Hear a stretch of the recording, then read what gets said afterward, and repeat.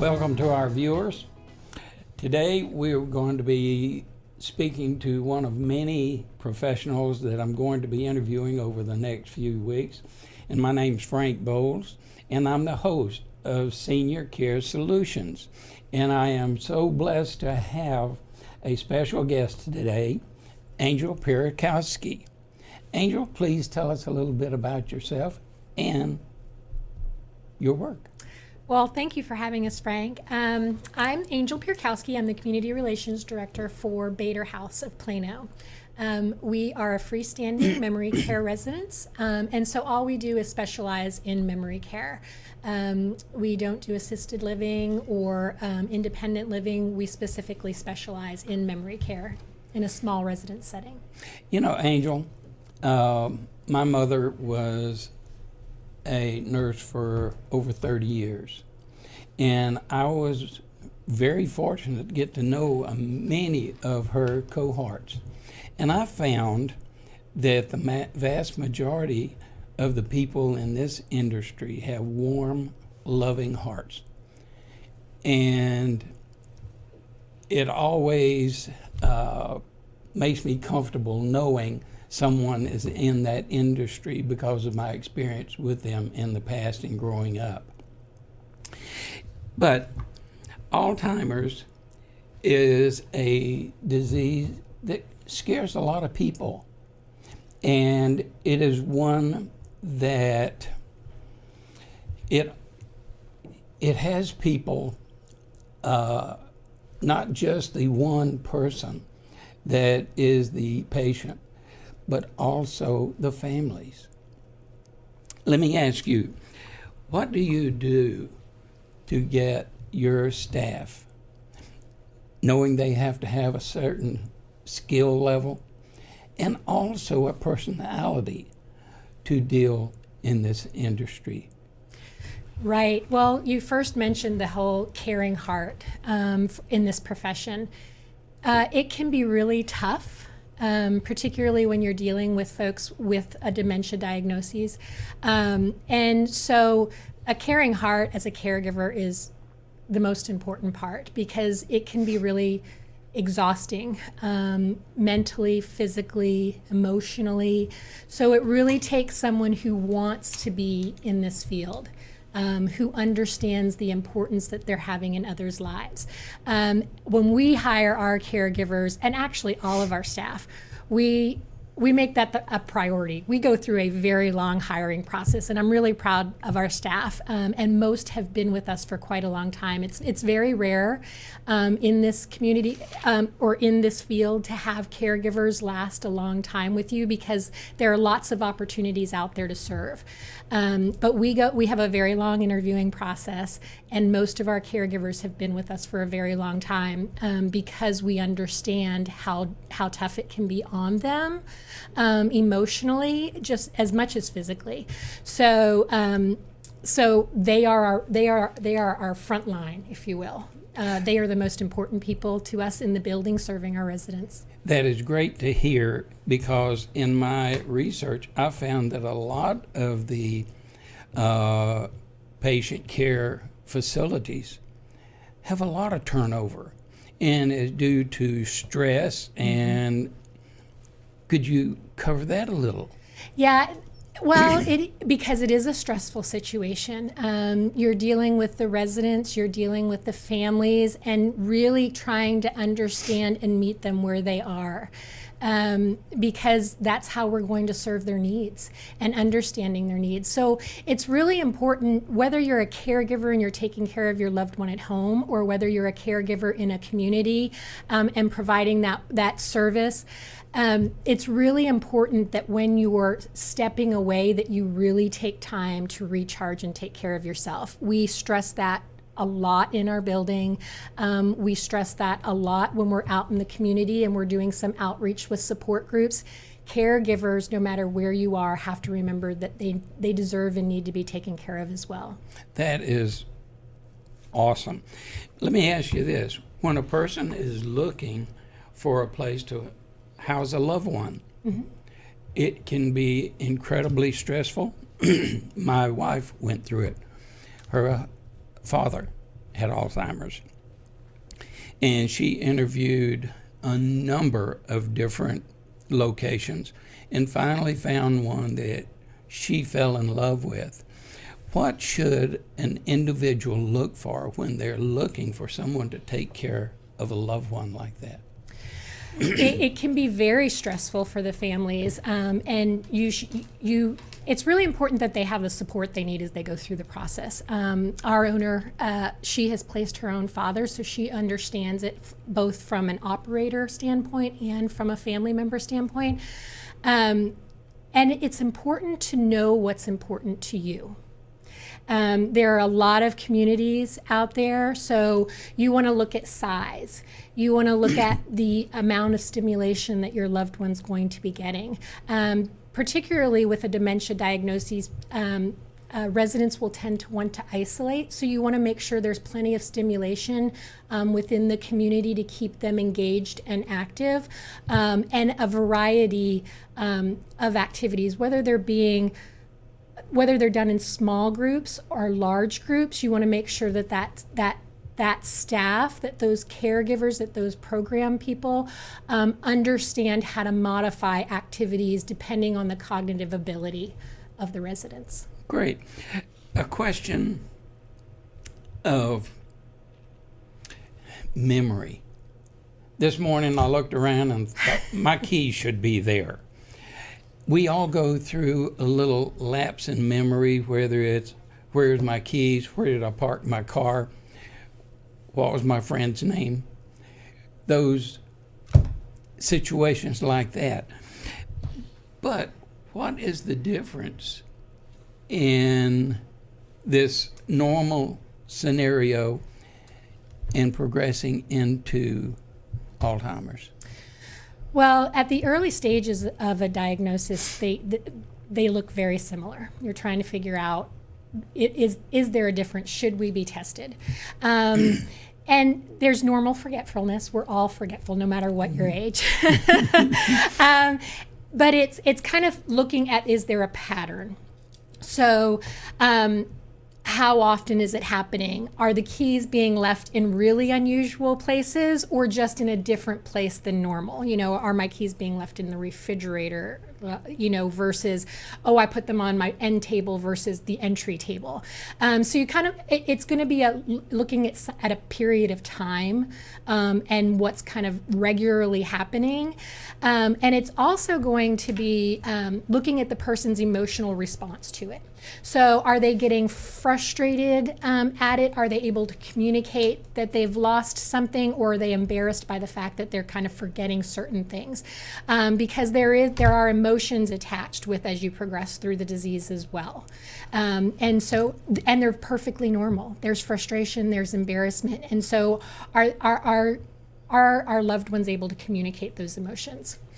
Something that surprised me was that sometimes it's very difficult to actually diagnose it.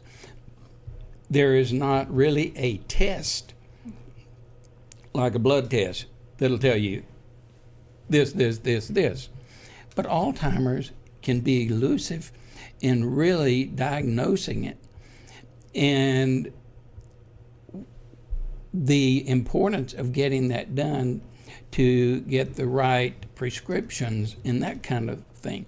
How do you define that? It's very difficult. Well, as a memory care resident, for placement with us, we require a dementia diagnosis. So you would see a primary care doctor or a neurologist who would provide that diagnosis. But for us, when we assess whether or not a resident would be appropriate for us, we look at a couple of different things. Number one, our current residents are our most important because we're a small residence. We have 24 private rooms. We become very close with the families as well. So we want to make sure the family and the resident are going to thrive in our community, not just survive, but thrive. So we have an assessment process where we have a family interview and then we talk with the resident. And through that conversation, there are some commonalities that you can see when you're communicating. So how much time does it take to respond? Do they kind of have a loss for words when they're trying to process and respond to your questions? Do they have a word scramble? Do they repeat themselves very often? And so some of those initial signs as they're starting to progress through the disease are pretty evident just in a general conversation. And some of them, when they start to become aware that they might be a safety hazard, they can communicate that. And that's really important. You know, Angel, because safety is number one. As a professional, you know the things to look for that you can key on pretty quickly. But as a loved one, at what point does an individual without the training know to contact a professional? So there are lots of resources, and we want to be a resource for the community as well as people who seek out our assistance. So we provide support to support groups at churches, at all kinds of community outreach efforts, because we want to provide as much information as we can. We also volunteer with the Alzheimer's Association as community outreach. So we provide education out in the community through the Alzheimer's Association as well. You really have to be willing to ask the questions. And some family members don't necessarily ask the questions because Alzheimer's and memory care, there is this stigma associated with it, and people become fearful of asking questions because not that they don't want to take the best care of their loved ones, there's a phase of denial. You know, that brings up a question. People love their mothers and fathers, their grandparents, and these are the people that are mostly affected. And when it comes to putting that loved one in the hands of a third party, and that's what it is at that stage. They don't know you. They don't know how you go through the steps to train all of your people and how well they're going to respond to my loved one's needs. With that, can you give an example of the advantage of having a professional take that responsibility? Well, we believe that the biggest advantage of having someone else take that responsibility is that you get the opportunity to continue to just be the loved one, to love on your family member, to participate in activities with them. Our families are welcome anytime into the community. Our residents, that is their home. So their loved ones and their family members are welcome anytime, mealtime, activity time. They can come in and participate in anything. But their loved one gets to continue to just be the daughter, just be the husband, just be the son, versus being the caregiver. Because again, when you're the caregiver, it takes a lot of energy.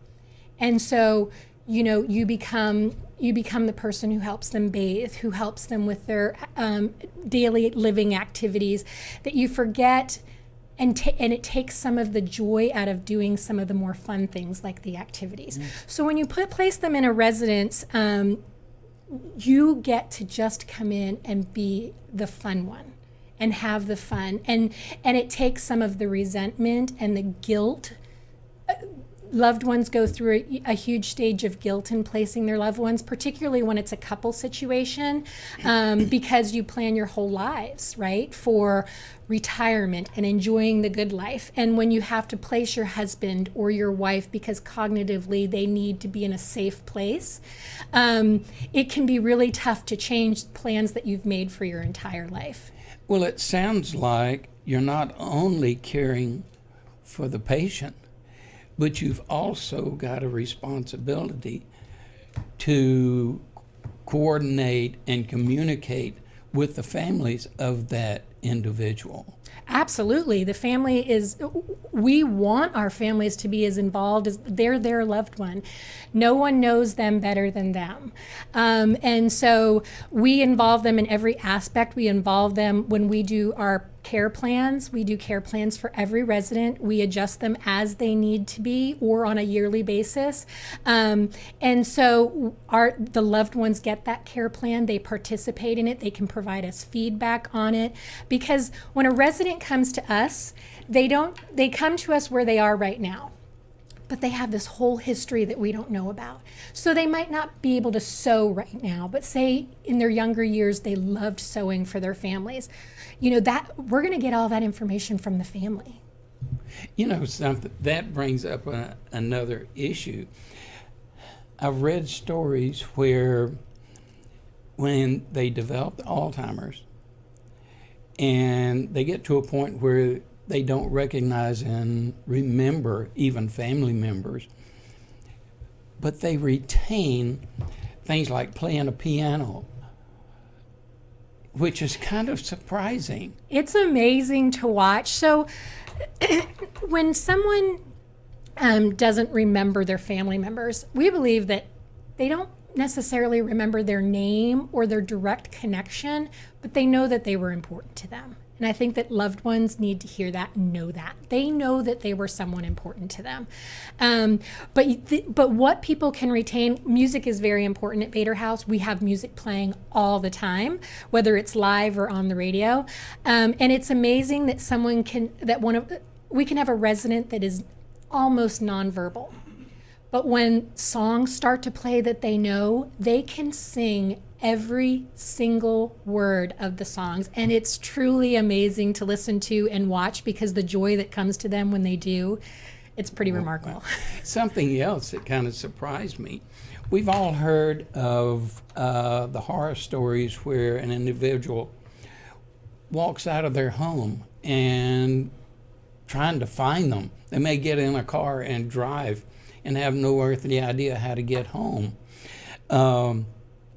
I noticed that you recommend for your patients to get outside, which we do. I think that is really awesome because being outside is refreshing to me. What steps do you go to secure their safety in that scenario? So as a memory care residence, we are a secure facility. So if a loved one were to go out into the community, they would need to be checked out by a loved one or someone on their family list or friends list. But we don't provide transportation to and from things and take out into like field trips because it's not in the best interest of our residents. Because with that diagnosis, too many choices are not a good thing. So we want to take the stimulation down, but we bring everything into our community. And if our family members want to take their loved ones out, go take them out. Enjoy dinner. Take them when you have family members come into town. But we have a very large backyard. And we love to take our residents out there. They're free to go out there. It's a secure fenced-in area because sunshine does help the mood. Yeah, I can understand that. Physical activity is good, yes. I love being outside. And that's what struck me when I saw that on your webpage. Yes. That you allow the patients to get outside and actually encourage it. Yeah, as part of our programming, if we have gardening going on, we do that outside on the deck, and they can help replant the potters if they used to be gardeners. We believe that everyone kind of wants some sort of sense of purpose around the house, because again, it's their home. So anywhere where we can connect them to something that was important to them at either some period of time in their lives or is important to them now, we want to be able to do it. Question. Uh-huh. What is redirection? What do you mean by that? So some folks, when they talk about their loved one, they'll come to us, and rightfully so, they'll be a little frustrated because their loved one's going through this change and they don't see them as the same person. So they'll say they have behaviors. And we don't think of behaviors in a negative way, because they might be having a bad day. We all have bad days. Every single one of them. Again, doesn't matter what age you are, you're going to have a bad day. But when there's something going on that someone doesn't like and doesn't want to do it now, they have the human right to say no to it. So say we have a resident that doesn't want to take a shower that day. They are dead set against taking a shower. And the first time we ask them, they say no. And they start to get angry about it. But they can't necessarily communicate why they're angry about it. They just know they don't want to take a shower that day. So we're not going to press them and you have to go take your shower now. We're not on a time frame. We're going to take them to do another activity, have another caregiver ask, because they might respond differently to a different caregiver. They might say no to one, and then someone comes along 5 minutes later and they say yes. Or they've had enough time in between to kind of get in a different mindset where they might be perfectly open. So it's about taking the time and having the patience to do another activity or allow someone else to step in to get done what needs to get done. But allowing the resident to be happy to do it. Yeah. Yeah, it gives them choices. Exactly, and choices are really important because there's dignity in having a choice. One more item. When they bring their loved ones to you, I can understand where these people are not trained to deal with these issues and the behavior swings and the temper swings. It should be a real relief to give those caregivers a break. It's important, and the family members, there's a certain amount of guilt associated with it, and allowing someone else to care for your loved one. But folks have to remember to take care of themselves. It's almost like, you remember when you go onto a plane and they say put the gas mask on yourself before you put it on someone else. It's sort of the same thing. If you don't take care of yourself and renew your energy, how can you possibly have enough energy to give to someone else? So it's really important to caregivers to not allow themselves to feel the guilt that comes with knowing that you need time too. Wow. This has been very enlightening. It has brought out a number of points that I think our listeners should be taking notes with, because like I started off, Alzheimer's is a very scary diagnosis for everyone involved, because we've heard so many things about the progression of it, and it's like losing that loved one, but they're still there. It is hard. It's important to also remember when you're talking about a dementia diagnosis and Alzheimer's, to remember that cognitive and physical ability don't equal each other. So when you see someone, they might be in a wheelchair, for instance, and you might think they're very advanced in the Alzheimer's, and you know they have a diagnosis. It doesn't mean that they're cognitively at the same place because they're in a wheelchair. The physical and the cognitive are very separate. Angel, it has been a pleasure having you on. Well, thank you for having us. And again, my name is Frank Bowles, and I'm the host of Senior Care Solutions. And we're hoping to bring you more experts like Angel that can give us inside information and give us guidance on how to deal with our loved ones on a daily basis. We're looking forward to seeing you again. Thank you.